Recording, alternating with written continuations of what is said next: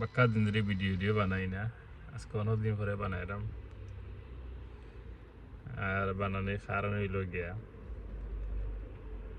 BNP Bangladesh জাতীয়বাদী দল ক্ষমতাত গেছে 2 মাস হয়েছে, কিন্তু জামাত শিবির এনসিপির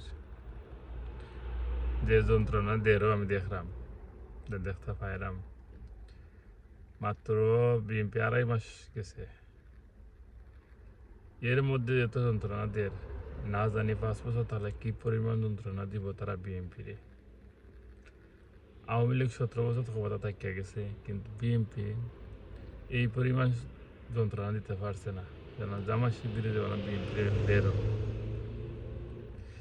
জামাত শিবিরে মনে করে তারা কখন যদি বিএনপির কোনো মতে ক্ষমতা লামানি যায়, ওই সুযোগ জায়গায় আমরা ক্ষমতা যাওয়া। আর এখন যদি আমরা ক্ষমতা না যাইতে পারি, আর যাইতে পারতাম না আগামীতে। আর কারণ আওয়ামী লীগ যদি কোনো কারণে ইয়ে হামাই যায় দেশের ভিতরে, বা আওয়ামী লীগ যদি আবার মাথা নালা দিয়ে উঠে যায়, তাহলে তো আর আমরা ক্ষমতা যাইতে পারতাম না।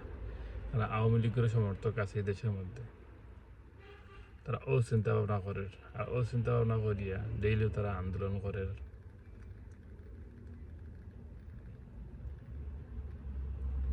তারা তো মনে বুঝেন না এই আন্দোলন করিয়া যে খাল খুঁজা কুমড়ি না হারান। তারা বুঝবো, এখনো বুঝে না, বুঝবো, সময় আছে।